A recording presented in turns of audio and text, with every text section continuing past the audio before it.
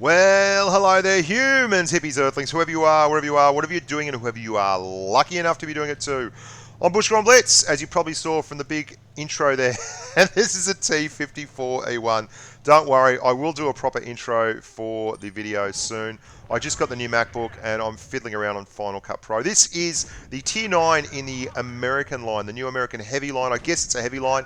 It finishes with a heavy, but it's the only bloody time there's a heavy anywhere near within QE of it.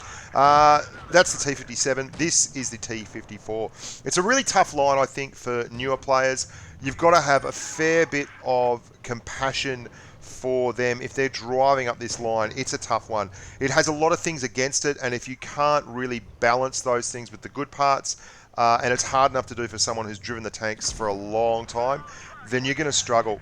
And I'll get to it right off the bat. The DPM in this line is pretty average. I'm actually not too negative on Wargaming for that because they've started from a lower base point, and if they need to buff the tank, they can. They haven't just thrown a tank into the deep end that's overpowered in terms of damage output, and that's a good thing. So get that out of the way first.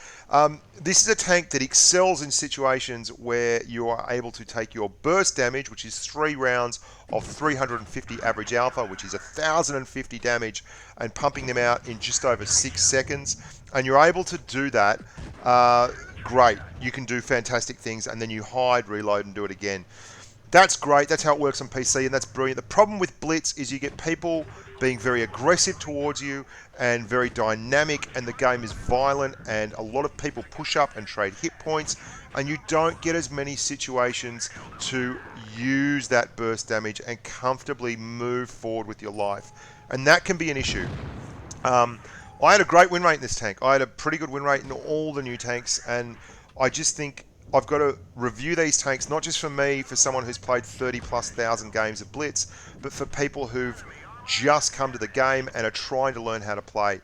And you have to play this tank with a lot more finesse than first view would indicate. But let's get on with it, boys and girls. Let's talk about the armor, or rather not the armor, the pen. Now, the pen is a huge issue on the tank. You've got a 105mm T140E2 gun. And you can see there, that's with the standard AP rounds. You've got to fire a lot of APCR like that to pen on the regular clientele like the T54. If you're having a look at some of the other tanks in the tier, like the E75, the Leopard PTA, and the IS-8, you're going to see a fairly even blend there. And that's running APCR. You'll see red tomatoes on the turrets of most of those tanks, and the E75 is very, very tough, even when it's only slightly angled. When you come up against tier 9 tanks, tier 10 tanks, you are going to struggle tremendously. Look, the pen is bog ordinary. You've got less pen on your Pramo rounds than the Sense 7-1, the Leopard PTA, or the Type 61 have on their standard rounds of ammunition, which is a very, very bad thing. And that means you're going to have to fire a lot of gold ammunition. Look at that. If you run into an IS-7, good luck. Any kind of Tier X heavy is going to wreck you. You're also very, very poor armor-wise. Your armor profile is absolutely rubbish. You'll get penned by a lot of tanks in the side with HE. So make sure you don't go side on and don't over-angle, or you will get absolutely belted for your trouble. The gun, though, has one good thing going for it. Its aim time is exceptionally good. 2.7 seconds of aim time in this day and age is excellent. Your tank is very, very nimble, 64 degrees of traverse on your tracks and 44 on your turret. Now, I want to give you an idea. I run all these tanks with pure game rigs. So double rations, vents, the whole 9 yards. And with this tank, I'm running vents, a vertical stabilizer, and optics. You can't run a ram on an autoloader, and that leads me to the big DPM issue. Now, before we get there, this is becoming a standard. This is basically a mobility test. We're running the T54E1 against the IS-8, the Leopard PTA, the T54, and the Centurion 7-1. This will give you an idea on how sluggish this tank is. It is not particularly quick, and just how bloody fast the IS-8 is. You get up hills. I did a hill test on it.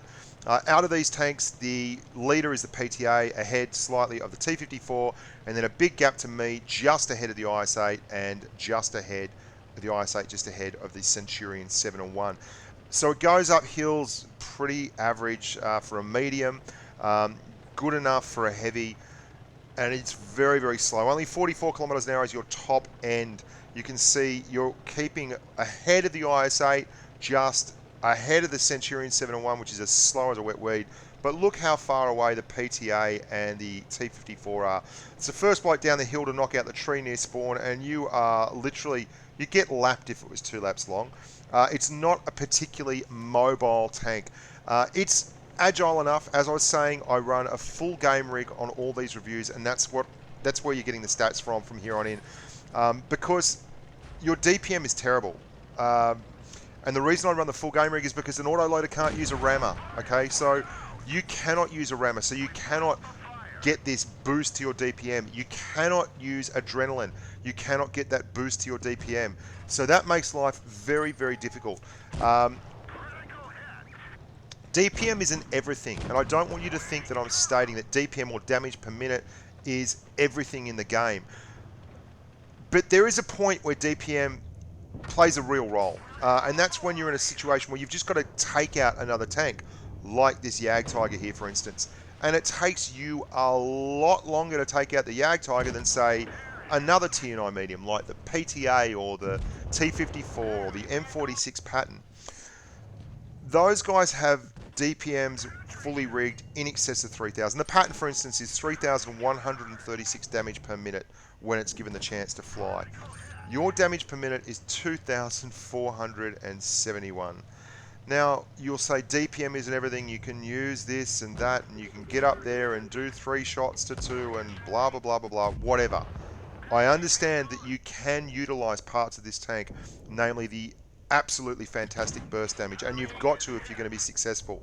My point is this: the game doesn't put you in situations where you can do that as often as it would if you were playing the PC version of the game, or as often as it would if the maps were really big, or if you know, Christmas came 5 times a year. I don't know. It's just not always in a perfect situation, and that means you have to play it pretty sensibly. And I'm going to show you this game here while I talk you through the final stats on the gun. 0.337 dispersion, which is pretty average. That's not great. Nowhere near your Leos and your E50s and such, but better than a few others, not many. Your aim time is excellent. Top end's good. 8 degrees of gun depression, which is good. That's solid. You can use that. You've got to really keep an eye on the map, and you can see here I'm moving to the back of the map. I'm worried about getting hit from the right, so I'm going to try and go hull down just here on this T54 lightweight, back it up, hit him again, and then try and use the rock on my right while I'm doing that to not get hit, and then just bail. You don't push up for a kill. You reload the gun again, you get your full clip back, and you hide while you're doing it, and you don't come out until you've got the full clip in your hands. And Rich Like MP, my good mate from Grump, is there on my left as well. And I'm just waiting for the situation to fix itself up so I can actually get shots in. There we go. Missed that one. Thinking about life, we're spotted, and we are going to just wait in case there's a chance of a shot. I'll generally reload if I'm in a situation like this where I've got 1 left in the clip. You can do that by double tapping on the ammunition. Oh, and that's the other thing. You've got no HE, which is really annoying. Really annoying. There's a lot of times you want to use HE in a medium tank, but yeah, there you go. You don't have the option, which kind of sucks. I've still got 2 in the clip. I'm just going to use that there. Really nice shot there, and the aim time is excellent. And then I'm going to take the opportunity there to reload again. You'll see I've got just the 1 left. I'm going to get mobile and relocate. And when I do that, I am going to reload the clip in full rather than actually roll out with just 1 in the belt, because Rich doesn't have anything spotted there. So I'm going to get that full 3-round clip again and go and try and use it on these guys down here. Now, I've reloaded a little bit late. Not going to have quite the chance. Be great to have HE here to hit that American in the butt, which is good. And we're going to use that now on the E75. The nice broad sides. I mean, you've only got 2 10mm of pen on your AP and 255 on your APCR. 255mm of pen is not a lot, guys. That's, I mean, a standard pen on an AP round for your tier 10 mediums is about 268. There's a few tier 58s, 260 kind of pens down here at tier 9, the PTA, the Cent 7-1, 61, those kind of tanks. And you can see, again, I'm absolutely playing this at a snail's pace. And I don't mean that I'm being intentionally obtuse and annoying my team by camping at the back.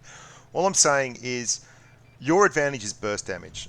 The rest of humanity's advantage that you're playing against for the most part is that they have a much better damage per minute ratio than you.